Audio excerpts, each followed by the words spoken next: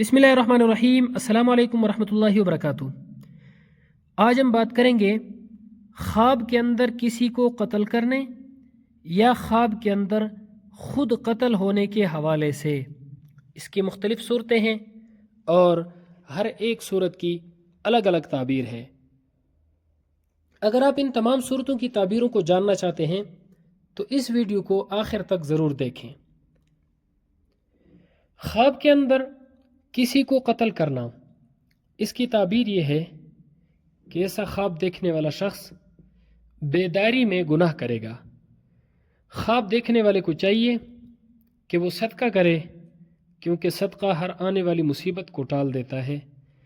خواب کے اندر اپنے بچے کو قتل کرنا بیداری میں رزق ملنے کی علامت ہے۔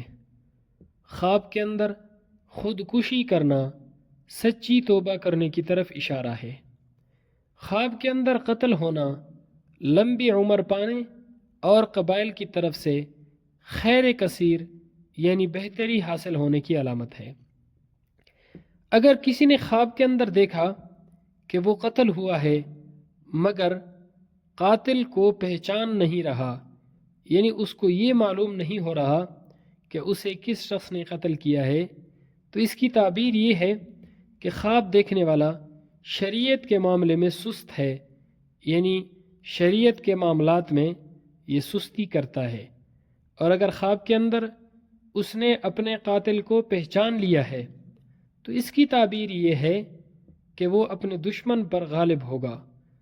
خواب کے اندر کسی کے قتل کا اقرار کرنا، یعنی اقرار کرنا کہ میں نے فلاں کو قتل کیا ہے، اس کی تعبیر یہ ہے کہ ولایت پائے گا، ولی بنے گا۔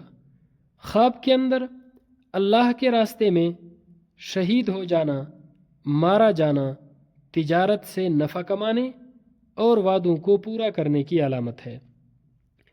خواب کے اندر جلاد کو قتل کرتے ہوئے دیکھنا، اگر جلاد کے ہاتھوں خود کو قتل ہوتے ہوئے دیکھے تو رنج و غم سے نجات پانے، قرضے سے نجات ملنے، اور اگر یہ خواب دیکھنے والا شخص بیمار ہے تو صحت پانے کی علامت ہے۔ اللہ رب العزت ہمارے خوابوں کو ہمارے لیے باعث خیر و برکت بنائے۔ السلام علیکم ورحمۃ اللہ وبرکاتہ۔